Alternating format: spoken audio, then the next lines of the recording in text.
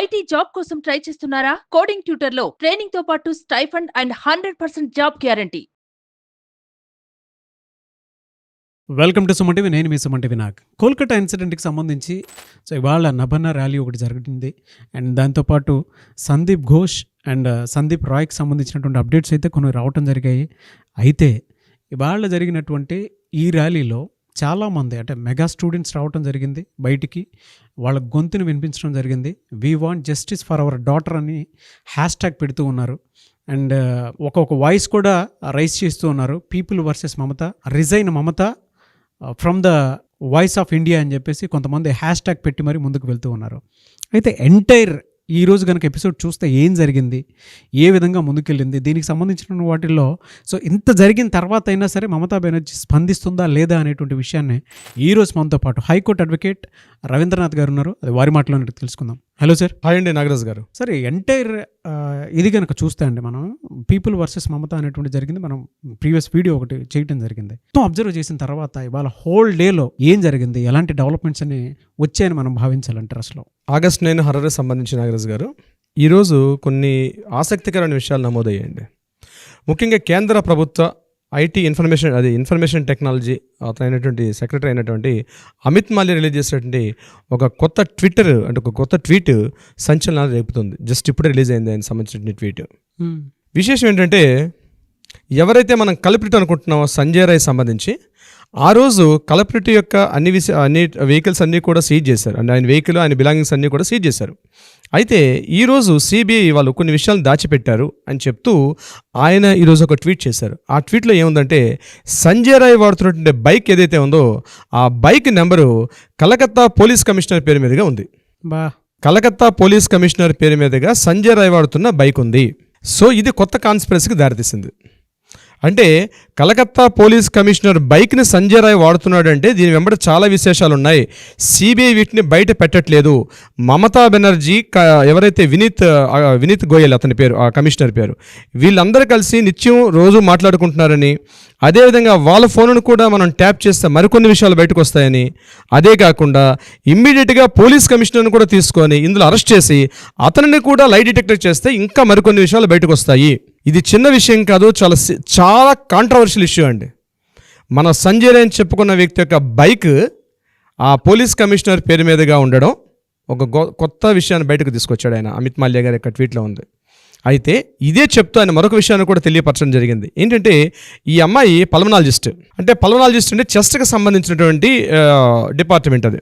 So ఎక్కువగా ఈ ముఖ్యంగా ఈ ఆర్జికర్ మెడికల్ కాలేజీలో పల్మనాలజీ అంటే ఏంటి, ఆ చెస్ట్కి సంబంధించిన డిపార్ట్మెంట్ 3rd ఫ్లోర్లో జరిగింది. అంటే ఈ అమ్మాయి 3rd ఫ్లోర్లో ఏదో చూడకూడని విషయాలు మనం చాలాసార్లు చెప్పుకున్నాం. అంటే ఇక్కడ టీబీ డ్రగ్స్ రిలీజ్ అవుతుంటాయండి. రాష్ట్ర ప్రభుత్వం నుంచి టీబీకి ఒక ప్రత్యేక శాఖ ఉంది. ఆ టీబీకి సంబంధించిన డ్రగ్స్, ఒరిజినల్ డ్రగ్స్ అన్నీ కూడా విదేశాలకు వెళ్ళిపోతున్నాయని, కేవలం కంటామినేటెడ్ అండ్ నకిలీ మందులు మాత్రం ఇక్కడ చాలా ఉన్నాయని చెప్పి ఈ అమ్మాయికి తెలిసి ఉండొచ్చు. సో ఆయన అమిత్ మాల్యా గారు చెప్పిన విషయం ఏంటంటే, ఖచ్చితంగా పల్మనాలజీ డిపార్ట్మెంట్లో ఉన్నటువంటి ఆ సందీప్ ఘోష్ ఏదైతే చేశాడో ఆ డ్రగ్స్ మాఫియా అని అంటున్నావు. సో ఒక కీ పాయింట్ రిలీజ్ అయింది. ఆ పల్మనాలజీ డిపార్ట్మెంట్లో చాలా డ్రగ్స్ కుంభకోణం జరిగింది. ఎందుకంటే రాష్ట్ర ప్రభుత్వం చాలా ఎక్కువ మొత్తంలో ఖర్చు పెడుతుంది. 2 రంగాలు, ఒకటి ఎయిడ్స్ మీద ఖర్చు పెడుతుంది, అలాగే టీబీ వ్యాధుల మీద ఎక్కువగా ఖర్చు పెడుతుంది. అందులో కొన్ని కోట్ల రూపాయల కుంభకోణం జరిగింది. ఆ విషయం బహుశా ఈ అమ్మాయికి తెలిసి ఉండొచ్చు. అది తెలిసే ఈ అమ్మాయిని ఇమీడియట్గా మిగిలిన విషయాలన్నీ కూడా అంటే మిగిలిన విషయాలు రాయలేదు, మనం దాన్ని డీటెయిల్ చేస్తున్నాం. మనం ఇది ఏదో అంతరంగికంగా జరిగిందని అమిత్ మాల్యా ట్వీట్లో, జస్ట్ ఇప్పుడు వచ్చిన ట్వీటర్లో మనకు తెలిసిన ఇన్ఫర్మేషన్ ఏంటంటే ఇది జరిగి ఉండవచ్చు. సిబిఐని, ఎందుకంటే మమతా బెనర్జీకి కాన్స్పిరసీ ఉంది అక్కడ జరుగుతున్న విషయాల మీద. మమతా బెనర్జీకి పోలీస్ కమిషనర్కి మధ్య డైలీ కాంటాక్ట్స్ ఉన్నాయి.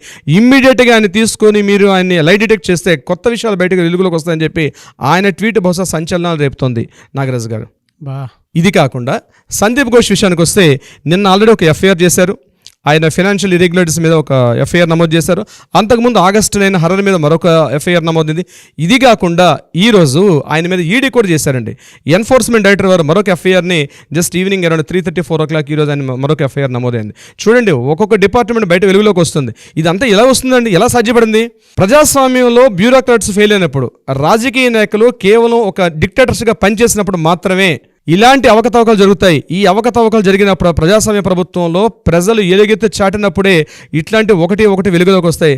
సత్వరం న్యాయంతో పాటు సరైన న్యాయం కావాలని చాలాసార్లు అనుకున్నాం మనం. ఈ కోల్కతా కేసు ఏదైతే జరుగుతుందో, ఈ trainee doctor rape and murder case సంబంధించి కొత్త మార్పులు వచ్చే నాందివాచకాలు పలికే అవకాశం ఉంది. అందులో భాగంగా ఈరోజు యావత్ వెస్ట్ బెంగాల్ ఉన్నటువంటి వైద్య అధికారులు కావచ్చు, మెడికల్ డిపార్ట్మెంట్ సంబంధించి ప్రతి ఒక్క సెక్షన్ డిపార్ట్మెంట్స్ అందరూ కూడా, ఇంక్లూడింగ్ మెడికల్ కాలేజెస్లు, ఆ స్టాఫ్ నర్సులు అందరూ, అంగన్వాడీ కార్యకర్తలు అందరూ కూడా ఒక మూకుమ్మడిగా ఈరోజు అక్కడ నిబనా హౌస్ మీద అటాక్ వచ్చినప్పుడు గవర్నర్ ఆదేశాలు కూడా క్లియర్గా చెప్పాడు, వాళ్ళ మీద మీరు ఎటువంటి చర్యలు తీసుకోవద్దు, వాళ్ళు శాంతియుతంగా వస్తున్నారని గవర్నర్ చెప్పినప్పుడు కూడా వాటిని పక్కన పెట్టి 90 మందిని అరెస్ట్ చేశారు. ఈరోజు నిరసనకారులు 90 మంది అరెస్ట్ చేశారు.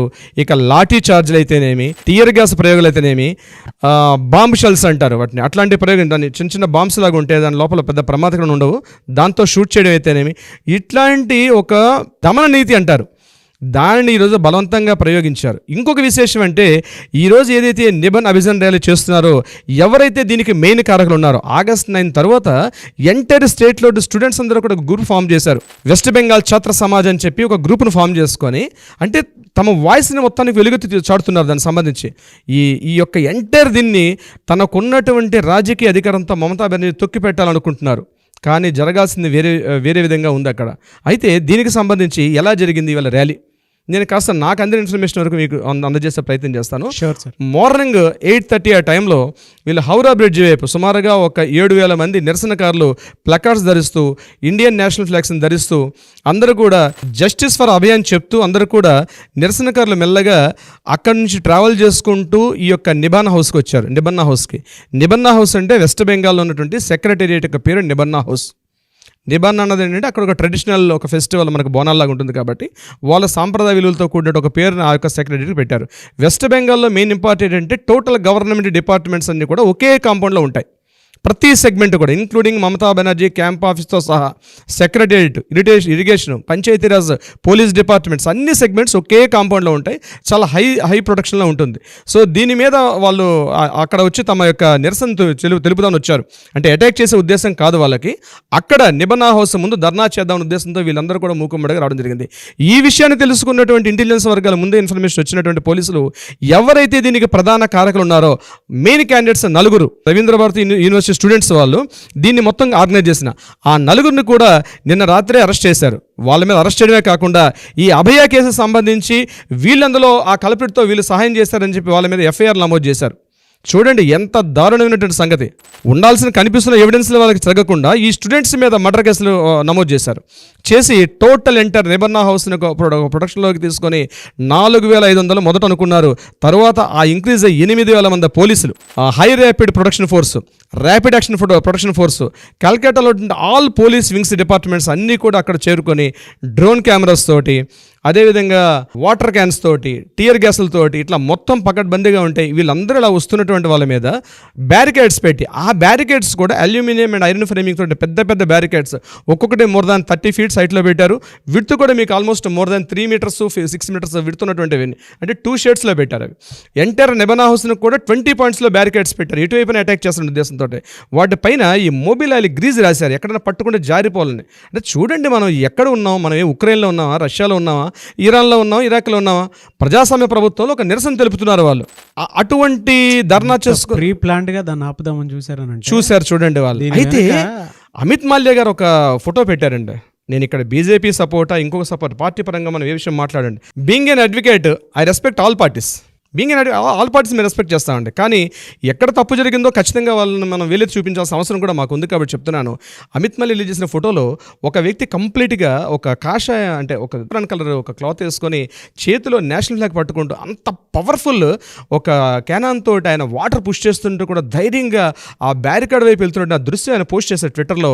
అది చూస్తుంటేనే మనలో తెలియనటువంటి ఒక జాతీయతా భావం, ఒక పేట్రియాటిక్ మూమెంట్ అంటే మన బాడీలో గూస్ బంప్స్ వచ్చాయండి. అంటే ఇంతటి ఉంటుందా? ఎప్పుడో వందే మాతర ఉద్యమంలో కలకత్తా వాళ్ళు చేసిన ఉద్యమం మనం ఆ టైంలో మనం చూడాల.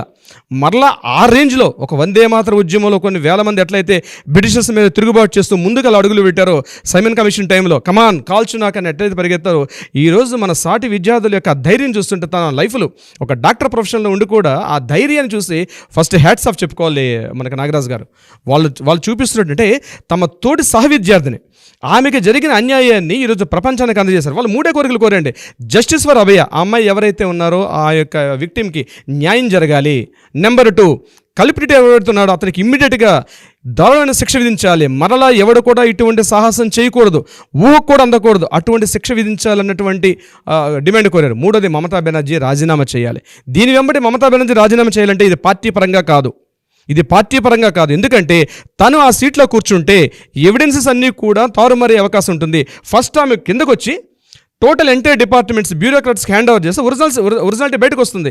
ఎవరు తప్పు చేశారో, దీంట్లో ఎంతమంది ఉన్నారు, సెక్స్ రాకెట్ జరిగిందా, డ్రగ్స్ మాఫియా జరిగిందా, హ్యూమన్ ట్రాఫికింగ్ జరిగిందా, ఉమెన్ ట్రాఫికింగ్ జరిగిందా, ఆర్గాన్స్ ట్రాఫికింగ్ జరిగిందా, ఏదైనా కూడా విషయాలన్నీ బయటకు రావాలంటే ఫస్ట్ మమతా బెనర్జీ ఆ పోస్ట్ నుంచి బయటకు వచ్చి తన ఒరిజినాలిటీని ప్రూవ్ చేసుకోగలిగితే ఒరిజినల్స్ బయటకు వస్తుంది.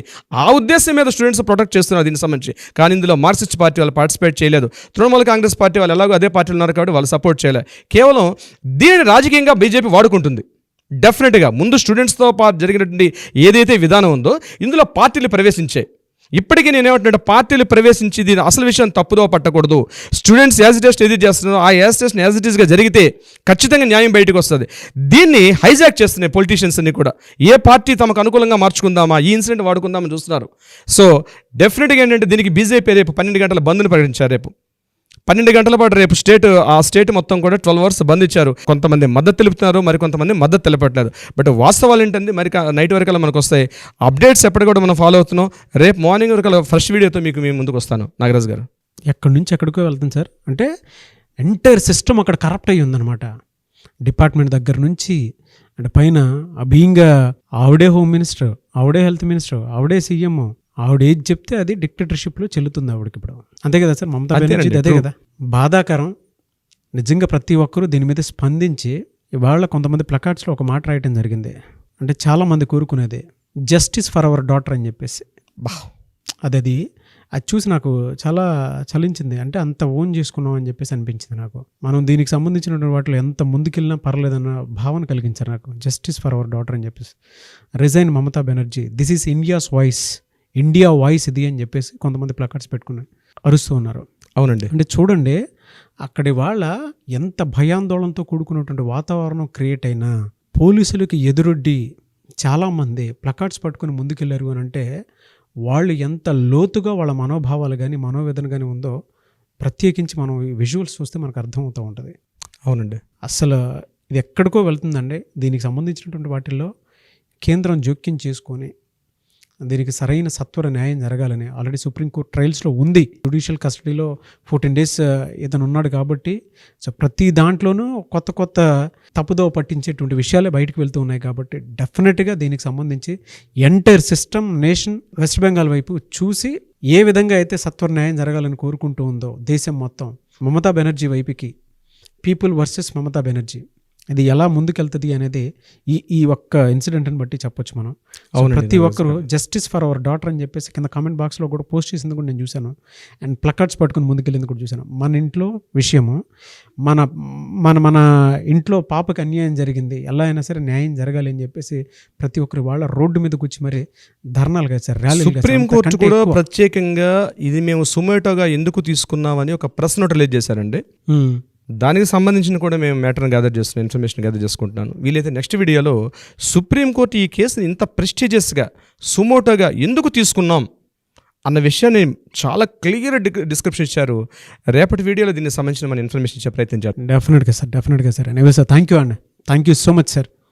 గ్రేట్ నాలెడ్జ్ అండ్ గ్రేట్ అంటే కేస్ స్టడీని కూలంకషంగా మీరు తీసుకున్నటువంటి ప్రతి డీటెయిల్ కూడా ఎంతో అద్భుతంగా చెప్తూ ఉన్నారు. అంటే ఇలా ఉంది, ఇది నిజం అని చెప్పేసి చెప్పడంలో మీరు ఏమాత్రం సందేహించట్లేదు. అది చాలా బాగా అంటే త్వరగా న్యాయం జరగడానికి ఉండే విధంగా ప్రతి ఒక్కరు ఎదురు చూసేటువంటి దాన్ని కూడా జస్టిస్ నమ్మండి డెఫినెట్గా వస్తుందని చెప్పేటువంటి ఆశాభావాన్ని మీ మాటలను బట్టి అర్థమవుతుంది. తప్పనిసరిగా కొత్త శకానికి, చట్టాల్లో రూపకల్పనకి, శాసనాల్లో రూపకల్పనలకి, రాబోయే మన భవిష్యత్ తరాలకి మాత్రం ముఖ్యంగా ఈ మహిళలు ఎవరైతే ఉన్నారో వీళ్ళు హ్యాపీగా వాళ్ళ వృత్తి ఉద్యోగాల్లో హ్యాపీగా చేసుకోవడానికి కఠినమైనటువంటి వాళ్ళని ఏమైనా టచ్ చేస్తే అమ్మో ఇంత భయంకరంగా చట్టాలు ఉంటాయా అన్నట్టుగా చట్టాలు వచ్చే అవకాశం ఉంది. దీని మీద టోటల్ వ్యవస్థ పనిచేస్తున్నారు.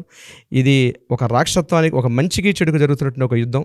విశేషం ఒక మీకు కంక్లూజన్ చెప్తాను నాగరాజు గారు. దసరా పండగ ఉత్సాహంగా చేసుకుంటారు కలకత్తాలో, అవును, ఎంటైర్ త్రూఅవుట్ వెస్ట్ బెంగాల్లో. ప్రతి ఏటా ప్రభుత్వం ఎవరైతే ఆ కమిటీస్ ఉంటాయో దుర్గా నవరాత్రులు చేసే కమిటీస్కి ఎవ్రీ ఇయర్ ఒక స్పాన్సర్షిప్ ఇస్తారు. 85,000 రూపాయలు ఫండింగ్ ఇస్తుంది స్టేట్ గవర్నమెంట్. అది ఎప్పటి నుంచి నడుస్తుంది. ఈరోజు రాబోతున్న దసరా 2024 దసరాకి సంబంధించిన కొన్ని కమిటీలు ఉన్నాయి. ఆ కమిటీలో ఉన్నటువంటి ఒక్కొక్క ఏరియా పండల్స్, మనం ఎంత అయితే హైదరాబాద్లో గణేష్ పండల్స్ ఎట్లా చేస్తామో అదేవిధంగా ఈరోజు వాళ్ళు వాలంటీర్గా ఎంటైర్ స్టేట్ మొత్తం బయటకు వచ్చి మేము చేసుకునే దుర్గా పూజ నవరాత్రి అమ్మవారు సంబంధించింది ఈ రాష్ట్రంలో అమ్మకే, తల్లికే, మా సిస్టర్కి, మా ఇంట్లో అమ్మకి ఇలాంటి సంఘటన జరిగింది కాబట్టి మాకు రాష్ట్ర ప్రభుత్వం ఇస్తున్నట్టు అదైతే 85,000 రూపాయలు ఉన్నాయో మాకు అవసరం లేదని చెప్పి వాళ్ళు రిటర్న్ లెటర్ రాశారండి. బా, అంతకంటే అవమానం ఇంకోటి ఏముంటుంది సార్? అసలు ఏదో మన పెత్తనం ముందు కదా చలాయించుకోవాలి అనుకునేటువంటి చలామణిలోకి తీసుకువెళ్ళాలి అనేటువంటి దౌర్భాగ్యంలో ముందుకెళ్తున్నారు. కానీ జరగాల్సింది మాత్రం చాలా డ్యామేజ్ చూస్తారు నిజంగా ఉన్న గవర్నమెంట్.